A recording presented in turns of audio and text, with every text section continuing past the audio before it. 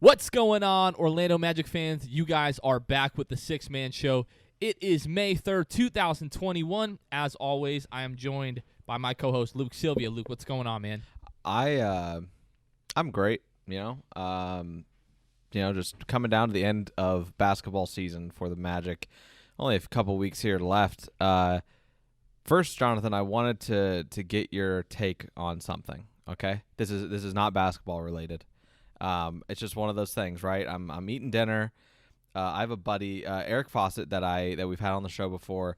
I text him random things about food. He loves food just like you do, but he's a big vegetable guy. So I text him. I was like, "Hey, what's your thought on asparagus? I'm eating asparagus tonight." And he said Mount Rushmore. Oh, He said, absolutely. It is Mount Rushmore. And I didn't know there's a lot of things. Brussels sprouts. I didn't know Brussels sprouts were actually good, so I tried them for the first time like 2 months ago. Balsamic vinegar on those bad boys redeems everything. And then asparagus. I mean, I knew that. I've been eating asparagus, since I was younger. I didn't appreciate it as much when I was younger. That being said, I wanted to ask you real quick your Mount Rushmore of vegetables, and to give you an idea, I'll go ahead and start. I'm going Brussels sprouts. I'm going broccoli, mushrooms, and I think I'm putting asparagus there at the end there. So what you have a 4 there? All right, so asparagus is absolutely fire. The way that Carmen does it, my wife, is she usually puts it in like on a baking sheet with like olive oil and garlic and sometimes Right. Parmesan cheese, like grated Parmesan cheese, Mm-hmm. and like the tops need to be like a little bit burnt, a little bit crunchy. I don't mess Right. with that like wilted stuff? stuff. Like I need a little Yeah. bit of crispiness with the asparagus. I don't like it to be too we're starting off hot here, but for lack of a better term, girthy. I don't like my asparagus to have too much girth. Yeah. But right after asparagus, bro, I'm going potatoes because of the versatility. You can Yeah. do anything you want with a potato. Think about it. You got baked Yeah. potato, you got the mashed potato, you got the French fry. Sweet potato. Well, I mean, yeah, but you got to go one or the other. Like, I'm not eating mashed sweet potatoes, I don't think. I'm putting sweet. Most of the time. I'm putting. If you I had to love have sweet one potatoes, potato man. for the rest of your life, are you going just regular Well, Idaho if I can russet make style, if or are I you can going make them sweet into potato? fries, like waffle fries and whatever, like yes, potato. You're right. Potatoes really great. I do love potatoes. And in terms of versatility, that is big for some people. I know that's big for Eric. Versatility is a big thing, which is why Eric had onion actually on his list, which I get because you put onion in everything. It's true. There's even onion freaking powder. So and that's used for a lot of things. So yeah, I maybe I would slide potatoes in there. I really need to. My wife is signaling that she texted me. She said, "Isn't sweet potato a starch?" I don't. But It's not a still vegetable. technically a It's a vegetable, vegetable, though, right? I don't know. I don't know. We'll have she's to- making me think too late at night here. We'll have to revise this later on. But There's no shot that it's not a vegetable, right? I'm going- yeah. Is potato not a vegetable? Like a potato in general? Luke's getting some off air. What? He's calling it in. He's using his one phone line here. They don't. What? This is because it mainly contributes starch to your diet. It's not count. It doesn't count towards your 5 a day. I don't even know what that is, but I'm It's a guessing vegetable. People are for folks of discounting the- vegetables. For, I for mean the that sake is a of vegetable. the podcast, we're definitely calling it a vegetable. Because corn's Absolutely. a vegetable, right? Yes, I was about Even to though say it's a corn is starch? number 3 for me because you can go just regular, canned corn, whatever. I'm not picky when it comes to stuff like that. But you also Right. got corn on the cob. Outside of that, next I might go. I don't know. I'm a broccoli guy. I really I love enjoy broccoli. You could you do broccoli and cheese. Yeah. But then lettuce is also very versatile. Like you can put it on Lettuce. things. You can have a whole salad with it. Like you can literally just eat salad as a meal. Man, I will say going into this, I Lettuce. really underrated vegetables as a whole. Because I didn't really think about the things like lettuce and potatoes. I don't care what anybody says. Potatoes are vegetables. And yeah, I mean, man, wow. Vegetables, this is a very diverse universe. I thought like fruits was like way above it. But the more I think about vegetables, man, Yeah, I there's a lot definitely. to- If there's a I've lot. got to take one or the other for the rest of my life, I'm definitely taking vegetables. I've got to say. Yeah, you eat it more. Like we've got apples and pears in our fruit basket, and I ate a pear last night, but I'm not touching the apples. I don't think. Apples are fire. Pears are very underrated. I hadn't never had a pear until a few years ago, and I was Really? like, No, pears are really good, but they Very have to be ripe. Like surprised. they've got to be ripe. They're a lot of fruits. It's like obviously like if they're bananas if they're not ripe enough for me. Some people like green bananas. I don't get it. that's um, no, that's not. that's no, very weird. we're So not yeah, doing that. yeah. I don't know. Yeah. Wow. Fruits versus vegetables. We're off to a hot start here. Well, we've started off the show with a bang, and we're really just going to continue because over the last year or so that I've come to know and I would say love Luke for the most part. There's a lot of things that we have in common, but there are other things where we're just like the complete opposite end of the spectrum, and neither of us will budge. Like there are just certain things, like we've talked about, like Chips Ahoy. You're the chewy kind of guy. I'm the Yeah. original. I like a little bit of crunch. Yeah. You not hate budging. oatmeal raisin cookies, which is just True. I just don't understand that. But it's come down to a particular single by an Orlando Magic rookie forward by the name of Anomalous. Okay? Mm. I have put it on our Instagram story a million times. I've quoted it from the Twitter, everything like that. I am under the impression that Anomalous, not winning any Grammys, but Anomalous is a bop. If you're at the beach, if you're at the pool, you're at a party or whatever, Anomalous comes on, you can't help but start to hit the shoulders. You know what I'm saying? And Luke, just give your opinion to the folks. I've tried to protect Luke from this. I told him, don't go public with this information. No. Don't go By the public with way, his opinion, no. but he Don't let insisted. him do this. Do not let him do this. Don't say he's. Oh, I've been trying to protect him. Guess who didn't even know this was being covered on the show today? He is not trying to protect me, You guys. said you would go public with it. I So would. I said here it, but we don't say are. you're trying to protect me because you're not. We're here and we're gonna Okay. have the conversation. So All I right, apologize. I thought you saying I will go public with it. I thought that was your cue that you wanted to discuss. Listen, it on I'm the pod. like Cole Anthony. I'm never scared of the moment. I'll do it. Okay. All right. So I don't want you to take that. I'm not trying to blow up your spot. I legitimately thought you wanted to have this conversation now. no. But just know that you're making it clear that you are reaching out to Chuma when he needs to be a guest on the show after what I'm about to say about Anomalous. Oh yeah, 'cause he'll- absolutely. If he Yes. ever you caught are, wind yeah. of this, that it's over. So I just don't think it's good. I don't think it's good.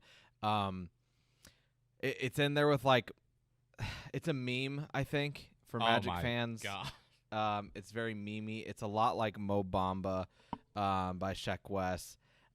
In terms of, I think that it fizzles out. You don't really hear people talk about it anymore. You are losing Um, your credibility with white folks everywhere. I've got to tell you that With right white now. folks, exactly. Disrespecting Sheck West's Mo Bamba.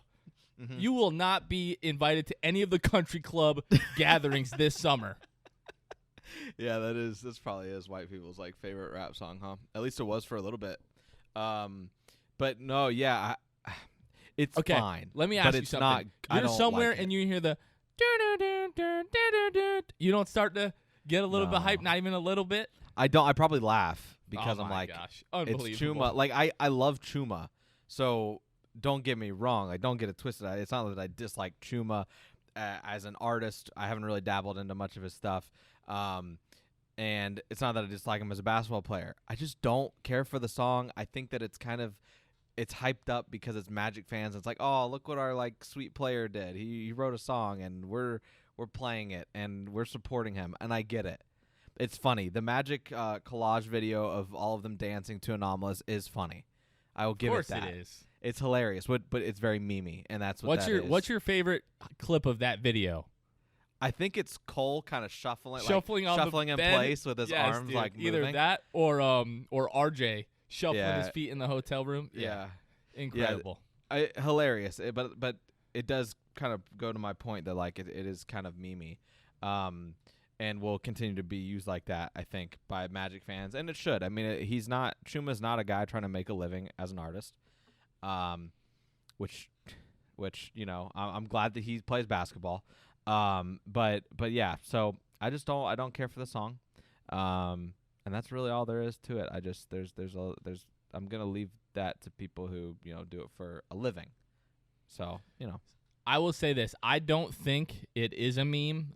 I do think people just take Chuma and like the young guys, like all of these guys are so much fun now that any opportunity you get to meme with them, they do it. Like it started with Chuma with the sunglasses photo, like back at his day at Auburn, right?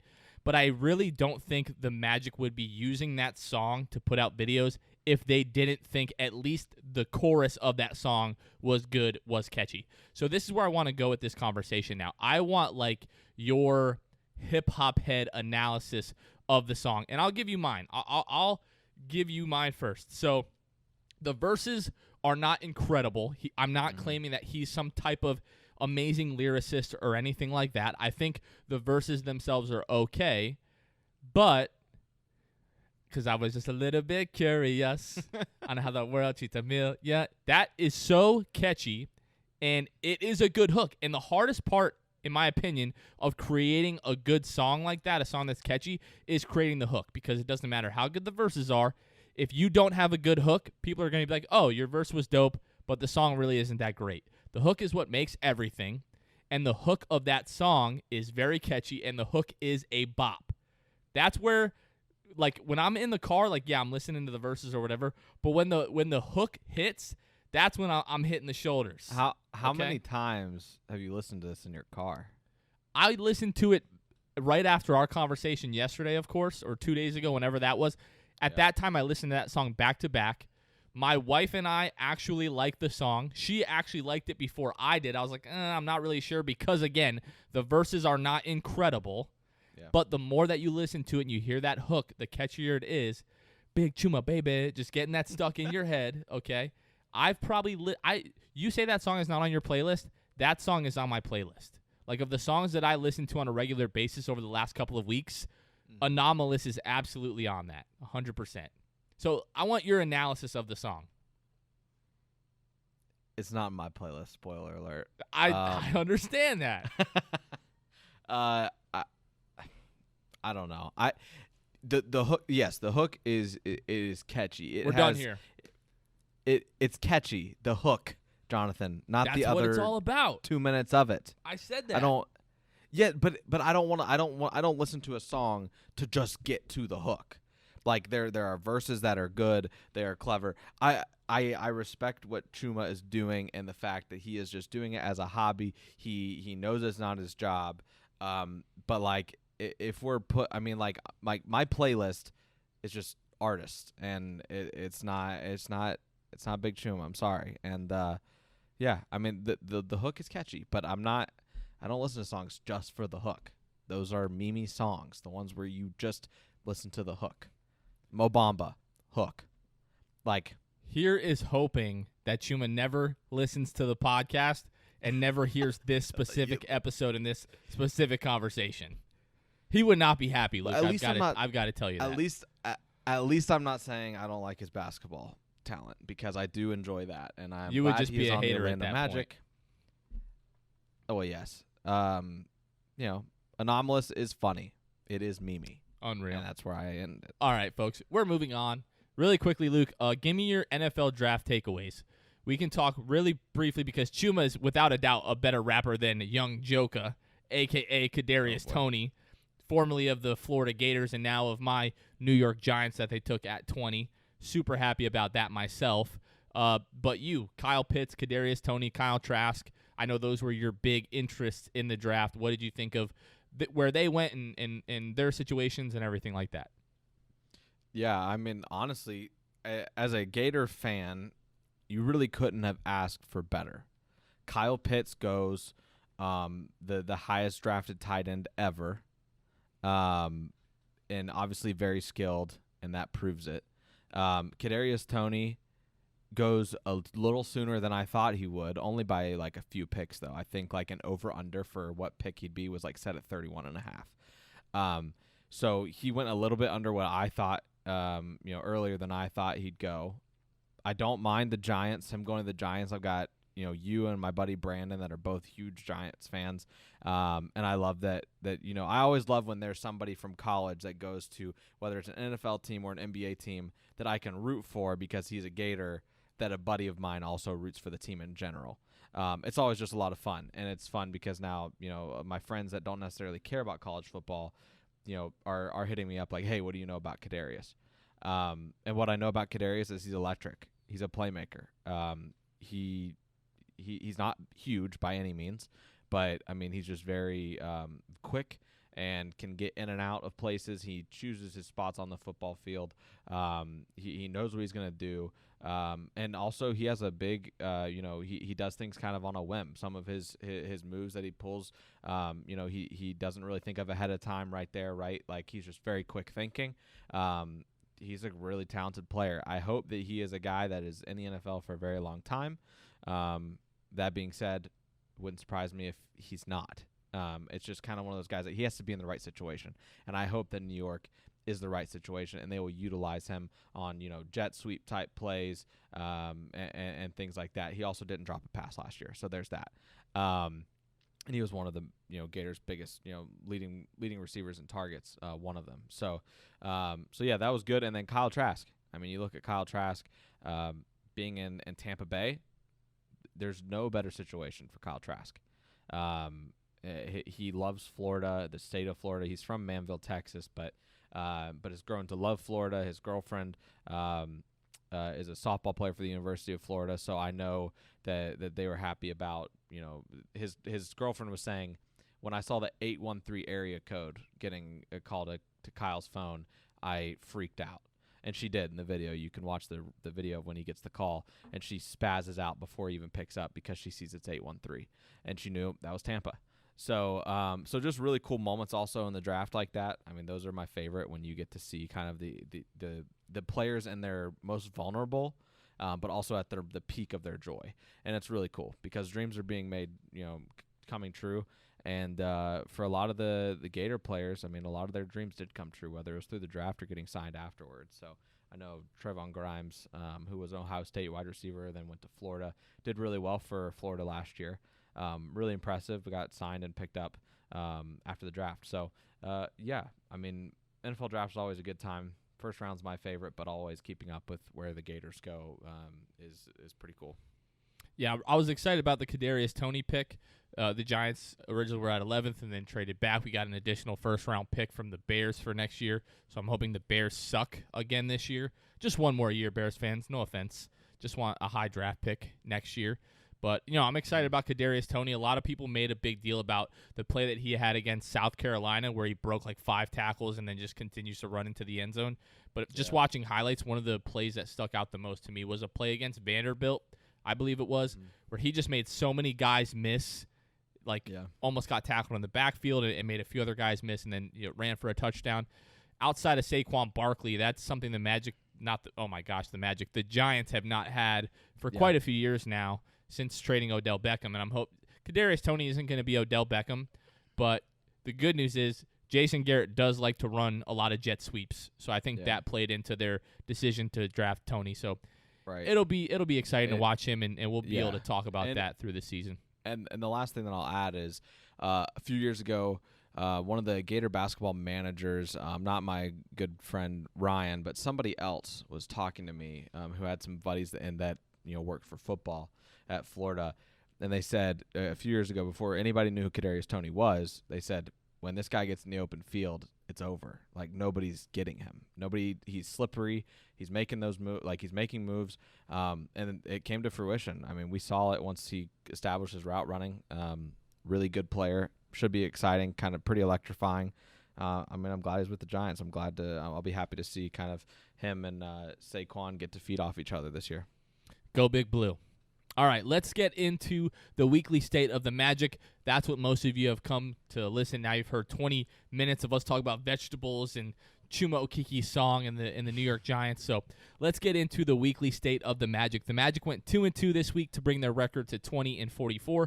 Orlando has the fourth worst record in the league and sits at just half game ahead of Minnesota. If the draft lottery were held tonight, the Magic would have a 48.1% chance of ending up in the top four and a 12.5% chance of receiving the number one pick overall. We're going to talk game recaps a little bit later on, kind of where the Magic, as far as like standings go and everything that has happened the last couple of days. But before we do that, we're going to go ahead. I'll share my screen here for those of you that are watching on YouTube, and Luke, share a screen. We're going to go ahead and do one Tankathon NBA Draft Lottery Simulator. I will get my helmet. Thank you. Absolutely. Make sure he knows it's a requirement. Luke does not let me not wear the helmet. So It's true. here we are again. So again, before we go ahead and do this, Luke, can you see this?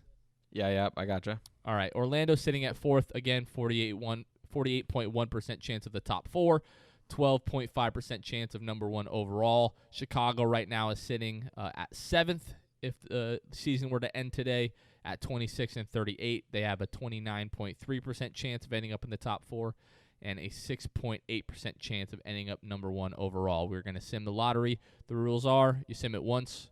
If not, you don't share it with anyone else. Here we go. And this is an absolute worst-case scenario for the Orlando Magic. They ended up seventh, and Chicago ended up ninth, with Houston, Sacramento, and Oklahoma City jumping the Magic and ending up in the top four. So when people start complaining about the Magic winning games and lottery odds and everything like that, that's why, because that is your absolute worst-case scenario. Yeah, that's not great. But here's where I stand in terms of, the Magic winning games, losing games. I think let's say the Magic lose, they have a top three worst record. They have the best chance to get the number one pick, right? The Magic get like the number 4, 5 pick, and people will just chalk it up to that's just the Magic's luck, man. That's all it is. It sucks. It stinks, that we're this low. And then it's like, if they have like the record they've got now, or right outside the top three even, like I just feel like there's gonna be complaining. Like we can chalk it up to whatever. Let's say the Magic did have a top three worst record, and they don't get the number one pick. They don't get the number 2. They don't get number 3. There's always gonna be complaining. So at this point, I'm just kind of like, let our young guys do their thing. Last night's game was incredible. I don't care what anybody says. Showed a lot of fight. Whereas the Magic were letting people back in games, the Magic fought their way back into a game last night with that same core. Cole Anthony is just, he's incredible. If he can, and we'll talk about Cole more. But if his efficiency has been a big, huge talk. But if he has a game like last night, obviously those aren't going to be every night. But if the possibility of those games happening more often happen, I don't really care kind of what his field goal percentage is. Would I prefer it be higher? Sure. But if you can't replace a clutch gene, like you can't teach that. And he's got a clutch gene. He's not scared of the moment. And so, yeah, I think that you just kind of have to, take it as you can. You can't control any of this. So just enjoy the wins where the young guys get it, where the young guys take you there.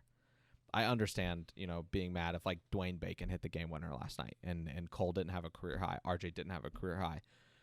Mo Wagner didn't score his season high and got to be close to his career high. So, that's kind of where I stand in terms of the tank. I get it. People getting mad. That does ruin chances a little bit.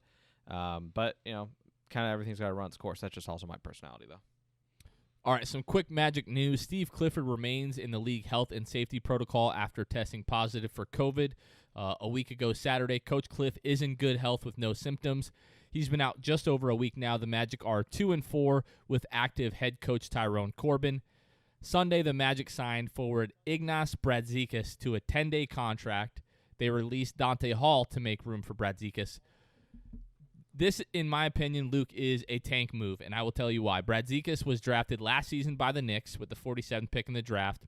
He now comes to the Magic with career averages of 1.4 points, 0.6 rebounds, 0.4 assists, 23.1% field goal shooting 10% from 3 for his career. So, yeah, the Magic probably needed forward depth, right? Dante Hall's, second 10-day contract was expiring, so they, rather than sign him for the rest of the season, decided to release him and sign Brazdeikis. Mm-hmm. But Brazdeikis is not good by any stretch of the imagination. I think his career high is like 8 points. This season, I think his season high is 4 points, if I'm not mistaken. So I really like Dante Hall. Machine, baby. Dude, that's what this is, in my opinion. And we'll talk more about whether or not the Magic should tank, and make some other decisions. But this is a tank decision, in my opinion. And for those of you familiar, or not familiar, wanting to know and get familiar with the pronunciation of this young man, Basketball Reference has the phonetic spelling as Ignas Brazdeikis. So it's Brazdeikis. So Ignas Brazdeikis. Whatever. Anyway, got that out of the way. Tank Commander number one. Isness, yeah. Tank Commander number one. Ignas Brazdeikis. That's hard. Yeah. I mean, there's no denying. I mean, dude, he shoots 23% from the field on his career. 10% from Granted, 3. it's only 14 games. Dude makes Kem Birch look like terrible. a sharpshooter. But don't worry, because he shoots 85% from the line on on not a lot of free throws. 0.1 attempts a game, I'm guessing. 0.4. So there you go. Gets to the free throw line once every other game. Yeah, so that's good. That's who I want on my team. Yeah. So anybody, you can't be mad about this. Oh, Dante Hall, I really liked him, and then be man, I want the Magic to lose every single game. There's no reason not to. You should love this pickup. Yeah. You should love it. You should hope this guy starts over every Cole night Anthony. with Ignas Brazdeikis in your head every night. Go to sleep on in your head wall because you love him that much. This is a tanking god, is what just stepped in the building in Orlando. So, yeah. Luke, injury report. Get familiar. Oh, injury report here, guys. Otto Porter. Sheesh. Otto Porter remains out with that foot injury. Again, only 3 games he's appeared in. Kind of bummed about that, but whatever. Whatever. MCW remains out. Missed the last 9 games. James Ennis played 2 games this week, but missed Saturdays. Still has that calf issue. T. Ross remains out with back spasms. Whatever. Chuma Okeke rolled his ankle Wednesday against Cleveland. Has missed the past 2 games. He is now in a walking boot and has no timetable of a return. I mean, guys, this is no coincidence. You let Dante Hall walk. You get Ignas Brazdeikis, and there's just no coincidences here, guys. There's only 2 weeks left in the season. We got Terrence Ross out with back spasms, which Jonathan jokingly noted his back seemed all right the other night when he jumped up and down. And Jonathan knows what it's like with back spasms and back problems. So, and Chuma in a walking boot. I'm just so suspicious of everything. I've been suspicious since January of every type of little injury that happens and whatever. The front office, don't worry, guys. They're coming to the rescue. I'd be surprised if Magic win 3 more games this year. So, we'll see. Well, we better hope that they don't, but yeah, I mean, I don't know. The ankle roll of Chuma seemed pretty serious. He couldn't really run on it at all immediately after. And sometimes you're able to run those things off, and then later on it'll start to tighten up on you. But the fact that he's in a walking boot, to me, thinks it's serious. If they were just holding him out with a sore ankle or an ankle sprain or whatever, then maybe. Right. But the fact that he's in a walking boot, that's pretty significant. I don't know that that's a tank move. The Terrence thing to me is just definitely a tank move. Missed 7 games now, and you're talking about the Lakers game earlier this week. Chuma Okeke dunks all over Andre Drummond, and Terrence Ross just jumps up right off of the bench. And I tweeted it out, and everyone's responding to me bro, shut your mouth. Be quiet. We're trying to tank here. So I think everybody is pretty much caught on to that. Now, Terrence, he's responded to some people on social media talking about the back injury, and he's saying he's wearing a back brace. So, I mean, I've been there, done that. I know how serious and how fickle back injuries can be. So I hope that he's okay, but it does feel like the team is tanking here. So just to quickly recap the games for this week. So you had the loss Monday at home versus the Lakers, 114-103, which we recapped on the last episode. Then you have a win Wednesday at Cleveland, 109-104. You have a loss Friday at Memphis, just 92-75, just got their butts kicked. And the win Saturday at home versus Memphis, a 112-111 win on a game-winning three from Cole Anthony with 0.1 seconds left. So, Luke, that's where we're going to take the conversation now. So, first of all, give me your thoughts on the game winner last night, and then how you compare it to the game winner that he hit in Minnesota, the post-game interview, and then just kind of what you think of Cole Anthony so far. Yeah, so last night's shot, that's a tough shot. That is a tough shot to be shooting off the dribble, fading to your left. I mean, your non-dominant hand, right? Like, you're non-dominant, you're not really getting a lot of like leverage, in my opinion, and shooting over Kyle Anderson, of which Cole said in his post-game interview, which is a whole other hilarious part of the story. But I knew whoever was on an island, like, it's over. I saw I had Kyle Anderson on me, basically said barbecue chicken, and that's what he did. And then yeah, Cole Anthony, man, he's incredible. He's electric, is how I describe him. He's electric in every sense of the word, like on the court, off the court, incredible. That being said, game winner in Minnesota is better. But the true winner to me is that we've got a rookie who has already 2 game winners. I mean, he's pretty incredible. He's clutch. Like I said, you can't coach clutch. Like, it's a mindset thing, and he just has the mindset. So yeah, I think last night was awesome because it was a come from behind and all that stuff. But that Minnesota game, that game winner, being his first too, I think that's a big reason why I think that I like that one more. But last night's was equally dirty. Like, I mean, they're both incredibly tough shots. So as we get closer down the stretch here, we've talked for so long now, it feels like, about rooting for this team and wanting them to win and wanting them to be competitive, but also seeing the bigger picture and understanding how important losses are. Last night, Dillon Brooks hit that shot with 7 seconds left to put the Grizzlies up 2, and I'm like, we might escape here with a loss. Like, you've got Minnesota still, Detroit, Cleveland now, Oklahoma City, all breathing down your necks. There's 8 games left at this point. Every game is so important.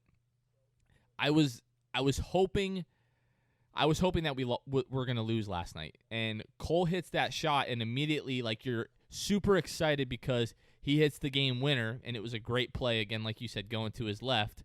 But then at the same time, you're like, oh, my gosh, we needed to lose this game. And then it makes the game against Detroit, which is going to be tomorrow or Monday, the day that everyone's listening to this episode, it makes it so important because we're right there with Detroit. Whoever wins this game is going to hold the tiebreaker, because earlier in the season we played them on like a Tuesday and Wednesday or a Tuesday, Thursday. They won 1, we won 1, so it's 1-1. This is going to be the final matchup of the season, so it's super important.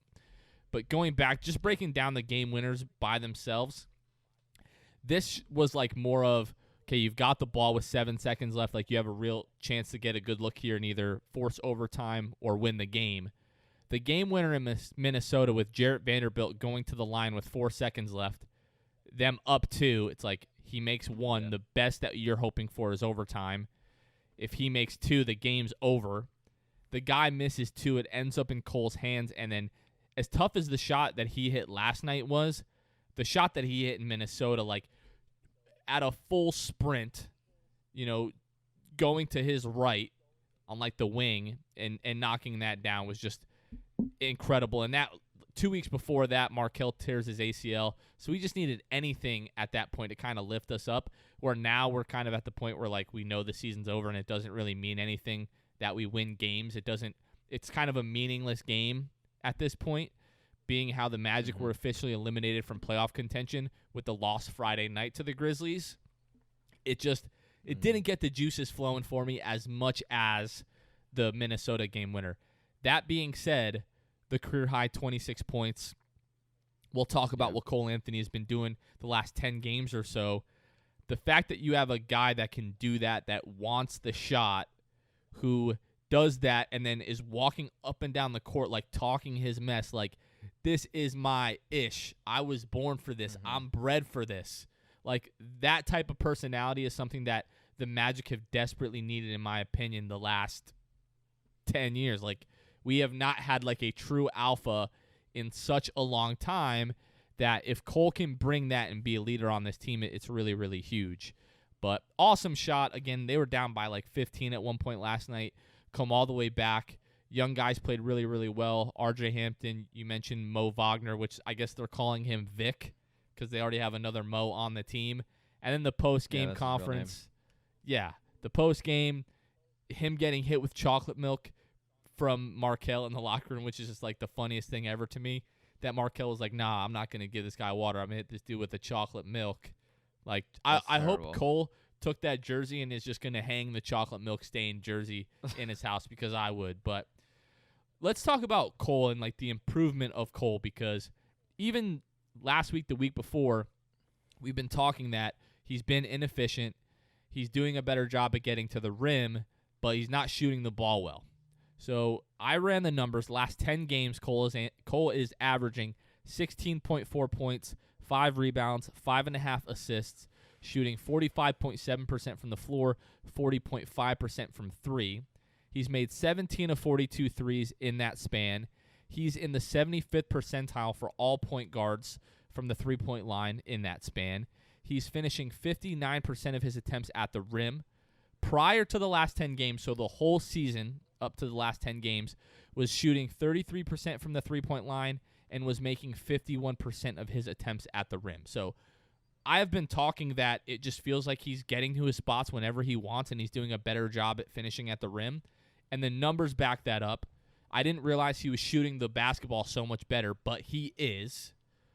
So the efficiency concerns with Cole are definitely there, but if the last 10 games can be anywhere near like his ceiling, he's definitely a volume guy. Like, you've called him a chucker plenty of times. Yeah. But if he can be this efficient, like, the sky is the limit for the kid. Yeah, but like I said earlier, I think that his ability last night to get to the free throw line, shot 11 free throws, went 10 for 11, I think, from the line. Goes 10 for 11 from the line, I believe. Hits the game winner. Is just clicking on all cylinders. He's done really well. Last night wasn't great in the assist-to-turnover ratio department. I think he actually might have had one more turnover than assists. But regardless, I mean, he was trying to make things happen. He's playing on a really bad team right now. I think that his efficiency will hopefully get there. But if it doesn't, if he can supplement that with free throws, man, I mean, that's 10 extra points just from the free throw line. So that is not anywhere near the amount of free throws he normally has been shooting. He averages. So if he can get to the line, if he attacks the basket, and can get to the free throw line, I think, like you said, the sky's the limit for him, but for another reason, just because of that. Not necessarily if he can get his efficiency up. Yes, I hope he becomes more efficient, but this dude could be a problem if he figures out how to get to the line, starts getting calls. The older he gets, maybe the more privilege he has in the league, and being, more than a veteran than a rookie. And he'll learn more too. I mean, we've said it so many times, but last year, no summer league, no preseason. Dude just came in and has just been trying to get his feet under him. And he looks completely different than he did the last time, like before injury with Markelle out. Markelle went out, we knew he'd get the reps. He started to get the reps, and he's improving.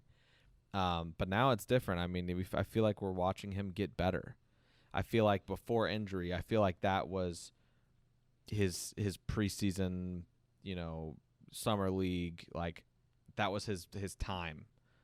to get better, and now he's good, and he's got the mentality with it as well. I think that he's got all the tools. He's got everything that a coach can't coach.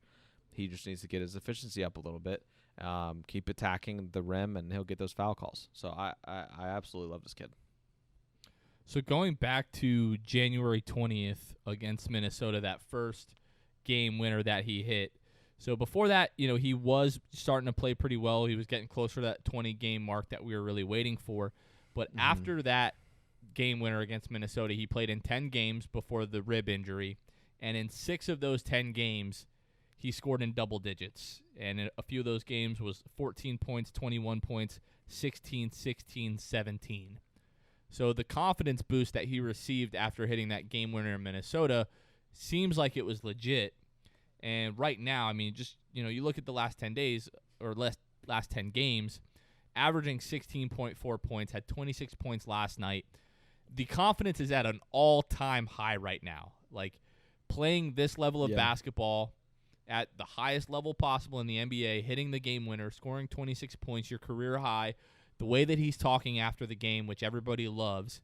Like, Cole Anthony has never been more confident as a basketball player than he is right now, I think. So the last 8 games, 50 is going to be a problem. I really believe that scoring numbers are probably always going to be there as long as he's in a situation where he's getting the attempts.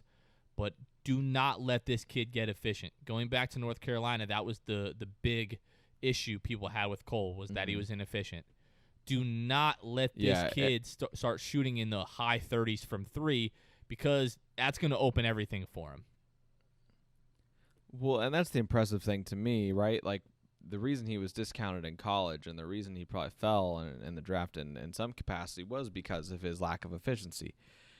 Now, if you credit that to he didn't have a good supporting cast, which you probably should. I mean, he was getting double teamed. He was chucking in college. He had to.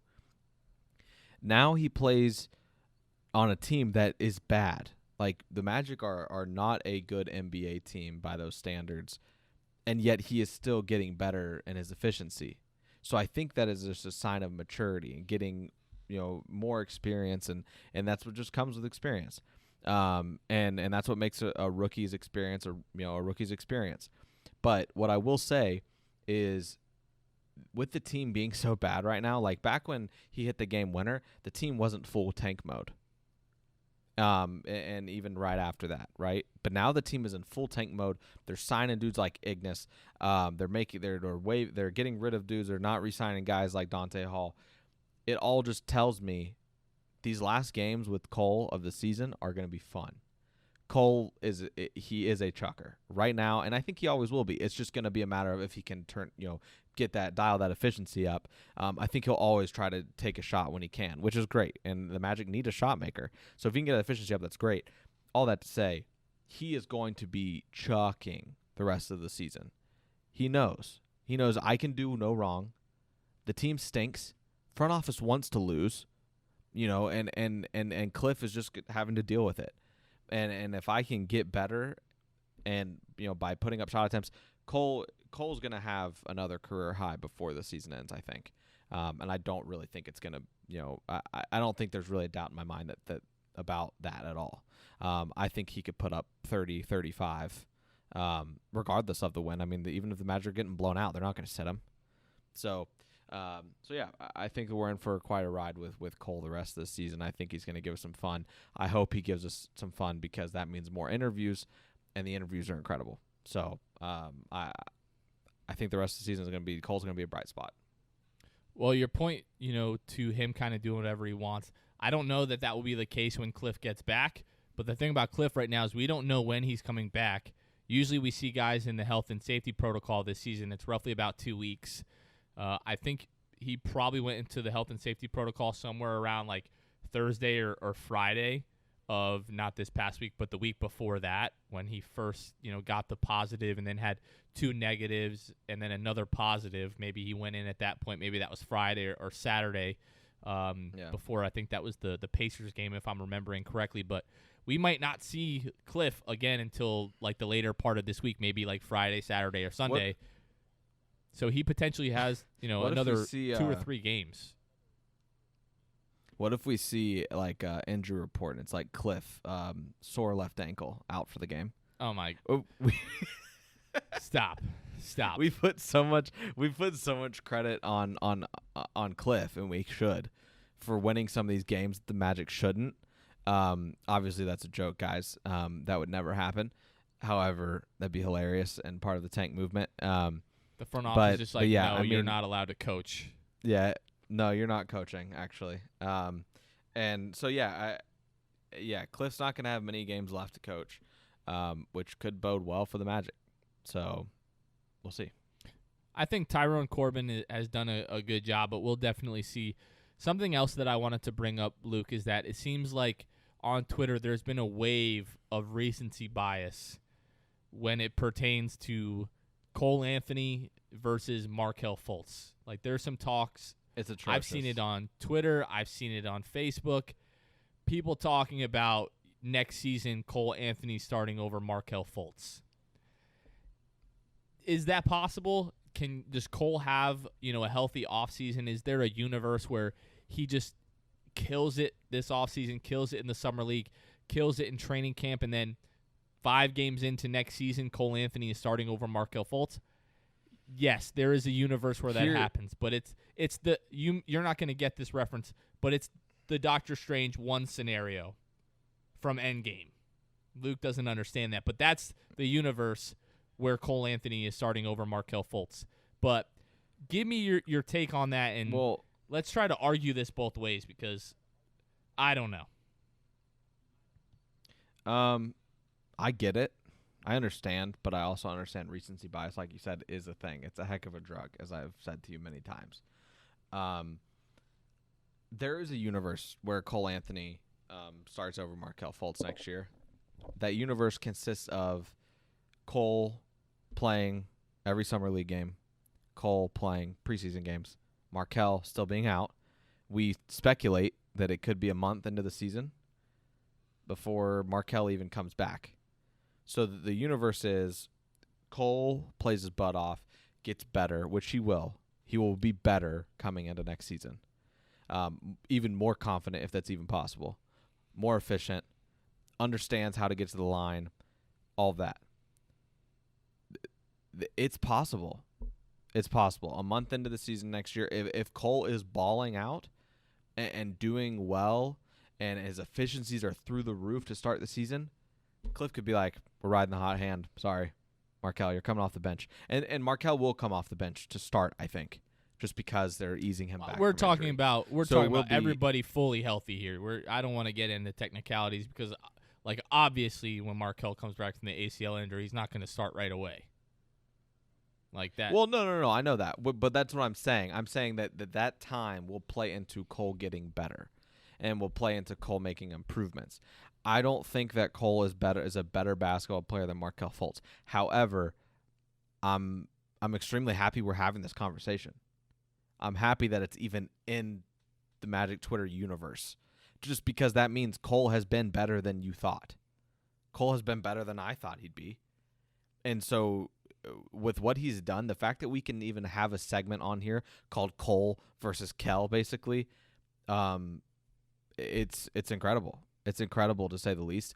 Cole's had a very impressive rookie year, despite his numbers from the field and from 3-point, his percentages. 2-game winners in his rookie year. That's incredible, and not many rookies get that opportunity. So yeah, I think that the universe does exist where he starts over Markelle at some point next year, but I think that it's slim. I mean, we'd have to really break it down, and I'm sure if we get to that point, we will. We'll have a whole episode dedicated to that, probably in the off season or after summer league games or whatever. It seems, we're going to be watching, Cole Anthony like a hawk. So I think it's possible, but I don't think that it will be the reality. I hope that it gets to the point where it's like splitting hairs between the two. That would be incredible. That means we've got 2 really talented young guards on the team. So you basically made the case for Cole, basically. I mean, as good as anyone can. So I'm going to try to make the case for Kel. So going back to the first game of the season last year against the Cavaliers at Amway, or one of the first games of the year. Maybe it wasn't the opener. Okay. Kel made this pass, this wraparound pass from the wing to Jonathan Isaac right underneath the basket that it just didn't seem physically possible for somebody to be able to throw the ball from where he released it to get it to Jonathan Isaac. Now, John Collins made a heck of a recovery, ended up blocking the shot, but I think we are starting to forget and to discount the level of passer and playmaker and just orchestrator of an offense that Markelle Fultz is. It's now been almost 4 months since we've seen Markelle Fultz play basketball, and we've seen 4 months of Cole Anthony rapidly improving. Like, he's gotten – I did not think he was going to be this good at this point in the season based off of the first 15, 18 games that we saw. That being said, I think that Kel has as close to elite of a skill as you can have. A lot of people would argue that Jonathan Isaac is the only player on this team that right now has an elite skill set in his defensive ability. Cole's playmaking ability, in my opinion, is just like a notch under elite. Like, it is absolutely phenomenal. Match that with every bit of Markelle. Did I say Cole? You said this Cole, is Kel versus Cole. So Markelle's playmaking is top tier, in my opinion. That's what I'm trying to say.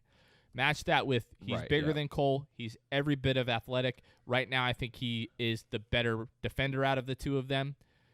People, when we're talking about Markelle and his jump shot, whether or not that's ever going to come to fruition, the thing that I always go back to is 2 years ago at this point, 3 years ago at this point, people thought Markelle was going to be a complete bust, that he was never going to be able to shoot a jump shot whatsoever, wasn't able to shoot free throws, wasn't able to lift his arm, wasn't able to do any of these things. The fact that now he is one of the better mid-range shooters in the league, three-point percentage this year I think was around like 25%, which obviously is not great. Only played 8 games this year, but was shooting 89% from the free throw line. Anybody that you talk to, free throw percentage is the most indicative thing of like projecting a player's future shooting ability. Is he ever going to be a 39-40% shooter from the three-point line? Probably not. But if Markelle can get anywhere near 35% from the three-point line, the league average, it is going to be a wrap for the league. Cole Anthony, phenomenal at getting to his spots, finishing over contact, everything like that. As good as he has gotten lately, Markelle, in my opinion, is still leaps and bounds ahead of Cole as far as getting to the rim, finishing, and everything like that.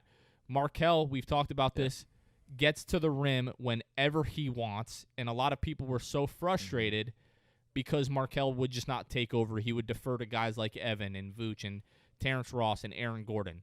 But when he flipped the switch and said, no, I'm getting to the basket right now, there's no stopping him. I don't think Cole is at that level. I think he could get there, but I don't think he's at that level yet. Again, match that with the size that Markelle has, the playmaking ability that Markelle has. I still see Markelle as the better prospect, but that is because I am bullish on his ability to become at least an average three-point shooter. He's had this entire ACL recovery period. The only thing that he's going to be doing is able to shoot jump shots until he's able to do more on-the-court stuff. Mm-hmm. He's continuing to work on the shoulder and everything like that. Like, nobody thought that Markelle was going to be able to shoot jump shots. When he had videos leaked on Twitter 2 summers ago, Magic Twitter almost completely broke down because Markelle was shooting jump shots. Just shooting them. Yeah. He made a couple of them. I think there was like a total of 3 jump shots that he hit that we saw videos of. But we were freaking out at the fact that he was shooting mid-range jump shots. So I am not betting against Markelle Fultz that he is able to put in the work to become a decent free throw, three-point shooter, all of this stuff. So I'm still bullish on Markelle becoming a good shooter, still being the better player. I think that's where you and I largely are at. I don't think you are as bullish on him becoming a decent shooter as I am, but I think we would both agree that right now Markelle is still the better player, and the talk about Cole starting over a healthy Markelle right now is kind of crazy to me. Yeah, I mean, it just comes down to the fact that Markel's played more NBA games than Cole Anthony. I mean, Cole's played 30, 38, 39 games this year. Markelle played 72 just last year. So yeah, I mean, he just got more. The one thing Cole has over Markelle, I think, is he's a better rebounder. Cole's a better rebounder. I mean, he's already averaging more than Markelle Fultz this year than Markelle has. I think he's averaging 4.5 is what. So he's averaging 4.6 rebounds. Kell averages 3.1, 3.3 around there. So both of them, I'd love to see their assist numbers come up. They are both still very much in the potential stage. Markelle is further along, but I mean, and I guess where we kind of land it, Jonathan, is we both think that Markelle is the better prospect right now, but wouldn't rule out that Cole Anthony can get there because Cole Anthony's a great player. And like I also said, this is an incredible conversation that we get to have. I love that we're able to have this conversation. I'm glad that it's not, Markelle is so far beyond Cole because Cole, only averages 5 a game and shoots, 25% from the field. It's just a completely different conversation than I thought we'd have about Cole this soon into his career. And I think once he gets some games under his belt, I mean, he's going to surprise people. It might get to the point where it's a very close conversation, close debate. And when the Magic drafted Cole Anthony, some people were like, whoa, what do the Magic think of Markelle Fultz? And a lot of people were like, well, hold on, pump the brakes. There's a universe where these guys could play together. And I feel even more confident about that now than I did at the draft or a few months ago. I definitely believe that Markelle and Cole Anthony would be able to play together. Cole has, shown flashes of the shot-making ability, the three-point shooting ability. I think he'll get better this summer, but I definitely think the two of them could certainly play together at some point. So, last thing that we want to talk about, Luke, is should the Magic tank? And a lot of people are like, duh, they already are tanking. But I'm more so referring to an article that Josh Robbins put out a few days ago where he basically went in on a deep dive of that question and whether or not the Magic should really flip the switch and just go full tank mode because they haven't really done that yet. So what Josh is suggesting is that the Magic should sit James Ennis the rest of the year, continue to keep Terrence Ross and Otto Porter Jr. out, rest Gary Harris and others on the first or second night of back-to-backs, be super overprotective of Okiki's left ankle, basically have him out for the rest of the year, and then also be careful with Wendell Carter Jr. He's rolled his ankle a couple of times the last few weeks. So as much as people are saying the Magic are tanking, it still feels like there are chess moves that could be made. You look at the Rockets deciding that John Wall is just not going to play for the rest of the year. The Thunder basically decided that Shai Gilgeous-Alexander was not going to play for the rest of the year. Al Horford for the Thunder, they decided that a couple of months ago that he was not going to play for the rest of the year to let guys develop, but also they're blatantly tanking. So there are still things that the Magic could do to get even worse than they are now, and I feel like they should, as just despicable as it might be, the Thunder were down by 60 freaking points the other night. That's as bad as it gets, man. Yeah, and they're going to lose tonight, too, to the Suns. They're down 15 in the third. Yeah. They lost to the Pacers 152-95. Obviously, regulation. 152 points, dude. I mean, that's wow. I don't think that the Magic will get as intent. Yes, we all know they're tanking based on the recent things we talked about in the pod, but I don't think they'll do it as blatantly as the Thunder are doing it, or even the Rockets. I don't think that they're gonna come out and say, yeah, they're not playing the rest of the year, right? They just might keep showing up on injury reports, as they should. But I mean, I don't mind if WCJ gets held out, but I would like to see him play a little bit more, and I think he'd like to have a little bit more run too. It's just every game counts in terms of their progression. Guys like Otto, T. Ross, James Ennis, Gary Harris, The only one from that group of like veterans is Gary Harris that could improve because the dude needs to improve his efficiency incredibly, and needs to get back into a rhythm, to get back where he was a few years ago. So I'd love to see the young guys continue to play, even WCJ. These guys play on sore ankles all year, so I would like to see him continue to play. But other than that, I mean, that's fine. Keep out T. Ross and Ennis and all those guys. That's fine. But yeah, I don't think it'll ever get as blatant as what we're seeing with Houston and OKC, which could hurt them, and probably will. But yeah, we'll see. Well, I think going back to the tankathon that we just ran 30, 40 minutes ago now, where you saw 3 teams jump into the top 4, like that, in my opinion, is all that you need to know when you're talking about winning games, losing games on purpose, whatever the case may be. Like, no matter how small the odds are, anything can happen when you roll the dice or you throw the ping pong balls in there, whatever you want to call it. It's one run. And history has shown us time and time again, anything can happen. You look at the Magic, winning the lottery in 92 and getting Shaq. Very next year, 93, get the number 1 overall pick. You trade Chris Webber for Penny Hardaway and a bunch of picks. You look at what happened to the Cavaliers in like the early 2010s, winning the lottery with Anthony Bennett and Kyrie and Andrew Wiggins. Like, we've seen teams time and time again jump into the top 4. You look at Sacramento in 2018, could have drafted Luka Doncic but took Marvin Bagley. But it happens. Teams jump up. It seems like every year there's one team at least that ends up jumping into the top 4, and this is just all random. That's what it comes down to. Obviously, going into it, you're going to feel a lot better about your odds if you have higher odds, but how many times do we have to see, teams get lucky, other teams get screwed, whatever the case may be? Like the Pelicans. The Pelicans weren't, Pelicans jumped to number 1 to get Zion. For right. The Knicks were like, please give us Zion. Like, he was going to be the savior of the Knicks. And that's just plot another twist example. is Julius Randle. Yeah, exactly. Yeah, Zion light, pretty much. Yeah. But yeah, man, I mean, in my opinion, the Magic should do what Josh is describing in this article. Like, the Magic really should just be cutthroat. And, yeah, you want to see these guys play? I want to see them play, too. Guess what? I'll see them play next year.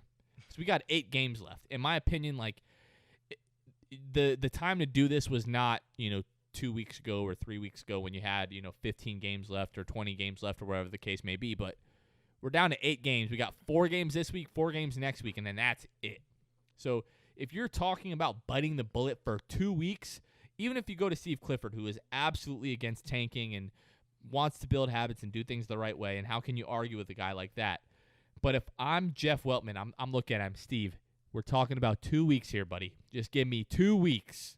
And then, like, next year, I don't think we're going to be in a position where we're going to say, all right, let's actively tank. But last 2 weeks of the season, 8 games left, you're literally staring the bottom 3 right in the eye. Literally tomorrow. Like, when we play the Pistons tomorrow, if we lose to the Pistons, we're back in the top 3 immediately. And then you hold a tiebreaker over them. So even if you win another game this year and you finish tied with Detroit, you would they would hold a tiebreaker as far as a wins perspective. So they would get bumped up. The Magic would get bumped down by default. And then you're looking at another game where we play Minnesota next week. Or Sunday. This week we play Minnesota. So the time to get ruthless and get cutthroat, the time is now. Because this week, in my opinion, like, is the rest of the season with Detroit and Minnesota. Like, next week, I know you play Philadelphia twice. Do we play Milwaukee? I don't remember. I'm going to pull up the schedule here, but next week, it's this week is everything. Yeah, it's Pistons, Boston, Charlotte, Minnesota. Minnesota is next Sunday. Then you've got Bucks, Hawks, Sixers. You're going 1-3 at the absolute best. And that's if the Sixers sit some players at the last 2 games of the season, which they could. Yeah. So you gotta lose all these games this week. Hold out all those guys this week, and then the last week, the team's not good enough even with people healthy. Like, whatever. If you want to just play them, just to play them, whatever. But yeah, I think this week you got to hold everybody out. It's getting down to the wire, Jonathan, and all losses will matter here. So I don't see. Well, so this is a little bit dangerous because Milwaukee is basically at the point where they've secured the 3 seed. Like, they're definitely not catching up to the Nets, and I don't think like the Knicks are not going to catch the Bucks. So like that game, we could see a lot of the Bucks starters get rested potentially. But the 76ers are right there, like they're neck and neck with the Nets for the 1 seed. Like, the Bucks just beat the Nets, so the Nets dropped from the 1 seed down to the 2 seed. Like, they're 1 game back in the loss column. Yeah, and the good news is, though, this week, Pistons, you got to beat them or lose to them. They beat them, meaning win in terms of the scenario, not actually beat them. You have to lose. Celtics are fighting for their lives because they don't want to be in the play-in. Right now they're 7th, and they're actually tied. They're 6th, so they're tied for 7th. Or Miami is the same record as them at 7. So they're trying to stay out of that play-in, being the 7th seed. They're going to be playing for their lives. And then you got the Hawks, who are similar scenario. I mean, they're. Let's see. Hawks are fighting for home court. They're right there at 5. They're right half game up on Knicks. Boston. So they're all kind of in the same little scenario where they're going to be scratching and clawing, trying to get home court, stay out of play-in. This week really could be a perfect week if the Magic started out on the right foot and lose to the Pistons. And Charlotte is right there too. Like, you definitely want to try to stay out of 9 and 10 because then instead of having to win, 1 game, then you have to win, 2 games potentially if you end up 8 versus 7. So all of the teams that were playing this week, really Boston and Charlotte, but then next week, like Milwaukee might rest their guys, but the Hawks are still fighting. The 76ers are still fighting. So, like, if you lose to Detroit and Minnesota, you have a really good shot at, like, losing out the rest of the way here. And as much as it would suck, like, we've been talking about this since, February. Like, there was a few game stretch there towards the end of February. It was like, this is the season. If you start winning games here, you can talk yourself into being competitive for the playoffs, but we didn't. We lost and decided to blow everything up at the trade deadline. And now we're kind of forced with the same scenario. Like, we were like, okay, let's just suck for 2 months and then run it back and we'll be fine. Like, those people that were talking about, trading Evan and Aaron and holding on to Vooch. But now we're like, I was fine with losing for 2 months. You're telling me we got to lose for 2 weeks and we have a better chance at ending up in the top 3? Yeah. Sign me up, homie. Yeah. Sign me up, because I can already picture it now. Driving to the Buffalo Wild Wings, that's approximately 14 minutes from my house. Sitting there with an ice cold Mick Ultra on June 22nd, looking up at those big bright LED screens, and the Magic ending up with like the 6th or the 7th pick, and me just chucking the mug across the bar and getting kicked out. Or I'm looking up at those screens saying, please God, please God, please God, please God, and then the Magic ending up with a top 3 pick, and me just going absolutely insane like a madman in that place, thanking the good Lord for everything that He's done in my life. If the Magic got the number 1 pick, I don't know if I know how to act. I'd be acting reckless. Reckless. I'm just gonna hold my pass rate in that bar. Yeah, no, I do think about that a lot, obviously, and man, number 1 pick, that'd be pretty. Let me ask you something here, and this is gonna be controversial. I know it's gonna be controversial. Do you want the first pick or do you want the 2nd pick? I want the first. So you want Cade over Jalen Green? I don't see a way that anyone outside of Cade Cunningham goes number 1. It just, regardless of what you think of the prospects, like, it just seems like all the smart people are saying that, and they know more than we do. It seems like all the smart people are saying that. It just seems inevitable. Yeah, I think, yeah. I'm cool with Cade. I'm very cool with Cade being on the Magic. I don't care. Like, I mean, if obviously, the Magic front office and the scouts that are in the NBA, like, there's a reason he's number one. Like you said, they're smarter than us. There's a reason he's number one. And yes, like, you know, and the Magic aren't going to get peer pressured. If they truly believe that Jalen Green is better than Cade, they will do it. They didn't have a problem taking Chuma Okeke at the pick 2 years ago when everybody's like, wait, what the heck are they doing? They didn't have a problem taking Cole Anthony last year when everybody else was talking about other people, other players. There's a front office that doesn't care if they go against the grain. If they feel like Jalen Green was the guy for them, they will take him. They're not going to let anybody rob them of that. They've done it. They've been to so many games. I don't mind it. If you're number one, take whoever. If they took Jalen at one, I'd be like, that's fine. I trust them. But either one of them, I'm not going to complain. Better than being the freaking 5 pick and a Bulls getting a top 4 pick. I mean, like, there's a lot worse things that could happen than having to choose between Jalen Green and Cade Cunningham. there is no possible way that Jalen Green gets picked with the number 1 pick, even if the Magic end up with it. You know why? Because they will find some sucker at 2 or at 3.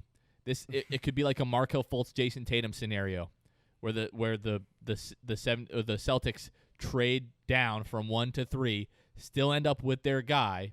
You get whatever it takes to get up to number 1 at that point. If the Magic end up with number 1, I would totally be okay with them trading down to 2 or 3 and still ending up with Jalen Green. What I saw out of Jalen Green told me that he's going to be an elite NBA player. I saw that in spurts out of Cade, but in my opinion, especially towards like the later part of the G League Ignite season. Now they played 18 games in the G League's league. Right.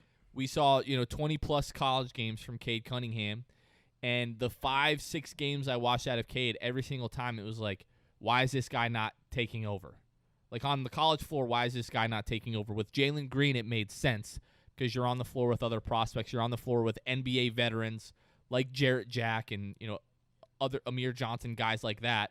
So I was like, okay, I understand why this kid is kind of deferring, because this isn't Kyrie on the Blue Devils. It's not Kevin Durant on the Texas Longhorns. Like when you're playing with professionals, you kind of have to conduct yourself a little bit. You're playing with players of a higher caliber. But every Oklahoma State game I watched, I was like, the way that Cade is playing is a detriment to this team. The fact that he doesn't have the ball in his hands every single play, either just running the offense, finding open guys, or saying, guess what, I'm just going to score and nobody can stop me. That lost Oklahoma State quite a few games this year. And he had a habit of turning things on in the second half and, taking over when he absolutely needed to. But guess what? If you do that for 40 minutes in a college game, maybe you guys are up 12 or 15 points in the second half and you don't have to go crazy. So there were things that I saw from Cade that were just like, like that's really weird to me, and why the other guys in Oklahoma State didn't realize that he was the guy and how they should just give him the ball every single play and, find the open spot on the floor, just get out of his way. I don't understand why that didn't happen. And I think had we seen Jalen Green in a college setting, I think we would be having a different conversation, and I think Jalen Green would be the guy. The people that argue for Cade, it's his defensive versatility. He's already got a good feel for the game on that end, and he's got possibly transcendental playmaking ability as far as his vision and his passing and everything like that goes. So that's the argument for Cade. Some people have compared him to Luka. I don't see the Luka comparison, but like when I see Jalen Green, I see Tracy McGrady 2.0. That's what I see. And as a Magic fan, like if you're watching this video, I'm licking my chops. Yeah, I get it, but I'm not gonna be mad if they take Cade over Jalen at 1. Obviously, just he's 6'8", dude. Like he's 6'8", shoots 40% from 3, scores 20 a game last year, 1.6 steals a game, almost 1 block a game. They're both great players, and there's a reason they are top of the discussion, man. But Cade's just like, he's 6'8". that's a big boy. Like, that is a big boy who can also shoot, guard every position. I'm not too concerned about the motor. I understand where you're coming from. And for the sake of time of the show, we've been going for a while, but we could just leave it at that. I'm not going to be upset if Cade is in the Orlando Magic pinstripes next year over Jalen.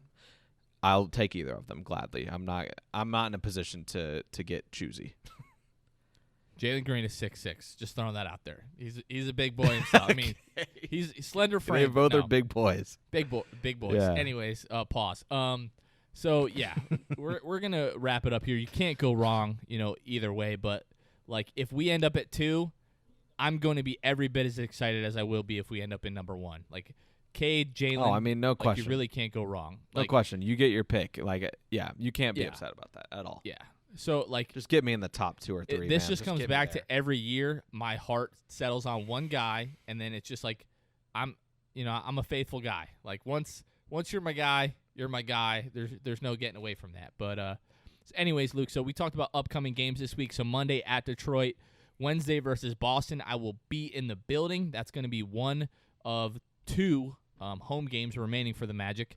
Friday at Charlotte, and then Sunday versus Minnesota will be the last Magic home game of the season. All 4 of those games next week, Hawks, Bucks, 76ers. I think that's like a Friday and Sunday. They'll be in Philadelphia for like 3 days. All of those games will be on the road. So we'll see what happens. But just came in. Jaylen Brown just hopped back to the locker room on one leg, unable to put any weight on his left leg. Jason Tatum. Apparently he and Jason Tatum collided. And Jason Tatum just under his own power, but with a limp, walked as well. So that's pretty big news coming up into the week here. If the Celtics don't have one of Brown or both and Tatum, so it's going to be the both. Evan Fournier revenge game, baby.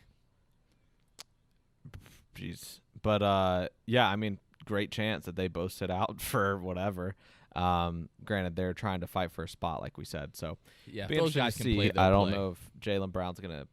Yeah, I don't know if Jalen will. He, wasn't even able to walk off under his own power, but we'll see. Well, hopefully he's all right. Sometimes you have the knees collide. A lot of times that's the worst thing ever, where your leg just goes completely dead. But hopefully he'll be okay. But anything else, Luke? No, that's it. Let's lose some basketball games. Wrecked. Feels bad that we're at this point, but that is true. So for Luke, this has been Jonathan. You guys have been listening to the Six Man Show, and we will catch you guys next time. See ya.